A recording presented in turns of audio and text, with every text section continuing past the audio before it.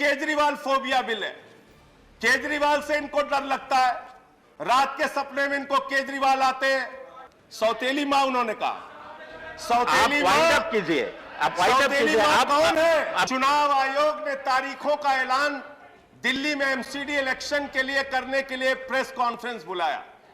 उसी के ठीक पहले इनको सपने में आया कि एमसीडी का एकीकरण करना है, एमसीडी को एक करना है, और इन्होंने चिट्ठी भेज के न जीतने का अहंकार है।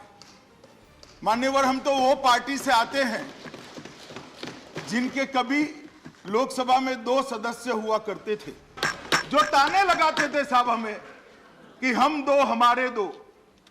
उनको मालूम नहीं था जो इतिहास को भूल जाते हैं वो इतिहास बन जाते हैं। मगर एक म्युनिसिपैलिटी जीतकर हम ऐसा नहीं कहते थे कांग्रेस को हमारा फोबिया हो गया है। ऐसा अहंकार हम नहीं पालते थे। हम भी देखे हैं समय भाई, अटल जी ये नहीं कहते थे कि जवाहरलाल जी आपको अटल बिहारी वाजपेयी का फोबिया हो गया। अब मैं फिर से सवाल कहता हूं, फिर से शब्द प्रयोग करूंगा। सौतेला व्यवहार आप पार्टी की सरकार ने तीनों निगमों के साथ किया है, इसके कारण ये बिल लेकर आना कि वो लोग राजनीति में कायर होते हैं जिनके अंदर सच सुनने का साहस नहीं होता।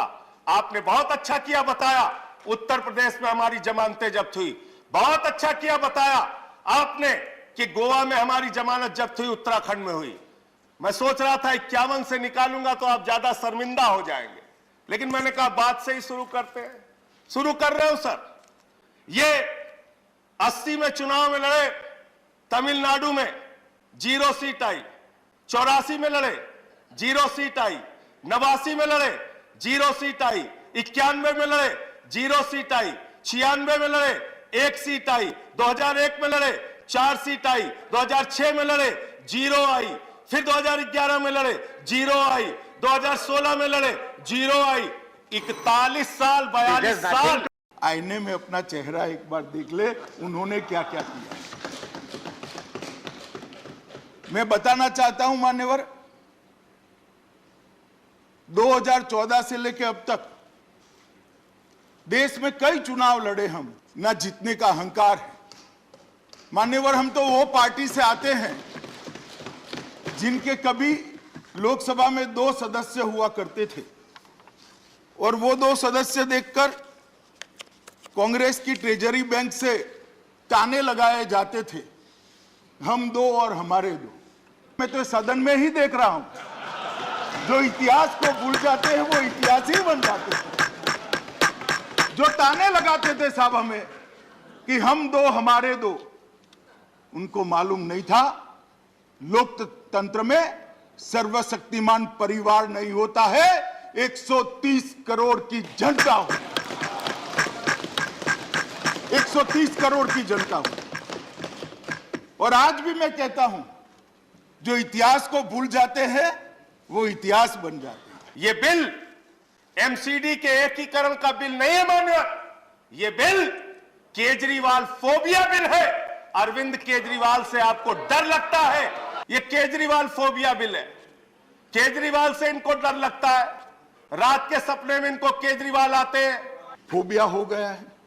संजय भाई की तरह भाषा का प्रयोग मैं नहीं कर सकता मान्यवर। आजकल कर मुझे 27 साल हो गए किसी ने किसी विधायिका में रहते हुए।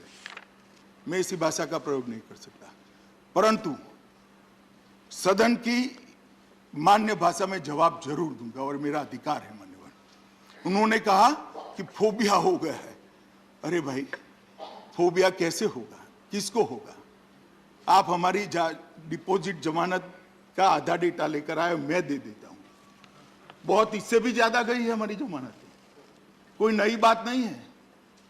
मगर एक म्युनिसिपैलिटी जीतकर हम ऐसा नहीं कहते थे कांग्रेस को हमारा फोबिया हो गया है।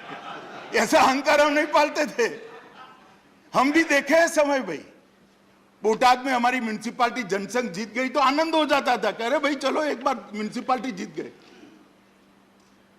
परंतु बाद में यहां आकर अटल जी ये नहीं कहते थे कि जवाहरलाल जी आपको अटल बिहारी वाजपेयी का फोबिया हो गया। अब मैं फिर से सवाल कहता हूं, फिर से शब्द प्रयोग करूंगा।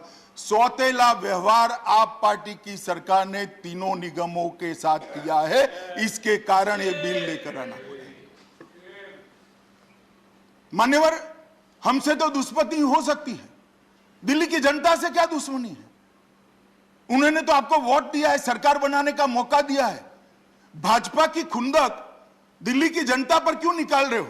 सौतेली माँ उन्होंने कहा। आप सौतेली वाइंड माँ अप कीजिए, आप वाइंड अप सौतेली कीजिए। माँ कौन है? आप दूसरे बात बोले जा रहे हैं। सुनो, सौतेली माँ कौन है? सुनो जरा ध्यान से। करना है, चुनाव से भागना है, तो इस बिल का नाम मैं फिर आपको सजेस्ट कर रहा हूं, केजरीवाल फोबिया बिल रख दीजिए। और चलिए, हो गया। अंत में एक लाइन I'm कह के calling the खत्म next करूंगा। speaker. सर, खत्म कर रहा हूं। श्री राम जी, ये बिल आपके खत्म श्री कर राम रहा हूं जी। सर, खत्म कर रहा हूं बिल्कुल। नहीं, ये अब बिल तो खत्म हो चुका है आपका। आपके कायरता की कहानी लिखेगा। कि नगर निगम का चुनाव आ रहा है, जनता त्राहिमाम हो जाए और आप पार्टी को वोट दे। संजय भाई, ऐसे स्वप्न कभी पूरे नहीं होंगे। जनता सब जानती है, जब ये एकीकरण हो जाए, डिलिमिटेशन हो जाए, आ जाइएगा चुनाव के मैदान में, कर लगेंगे दो दो हाथ, कोई नहीं डरता जी, कोई फोबिया नहीं। दिन में अचानक सपना आया। उस दिन मान्यवर 9 मार्च की तारीख थी। चुनाव आयोग ने तारीखों का ऐलान दिल्ली में एमसीडी इलेक्शन के लिए करने के लिए प्रेस कॉन्फ्रेंस बुलाया। उसी के ठीक पहले इनको सपने में आया कि एमसीडी का एकीकरण करना है, एमसीडी को एक करना है, और इन्होंने चिट्ठी भेज के चुनाव आयोग जैसी संस्था की निष्पक्षता को खत्म करने का काम किया है।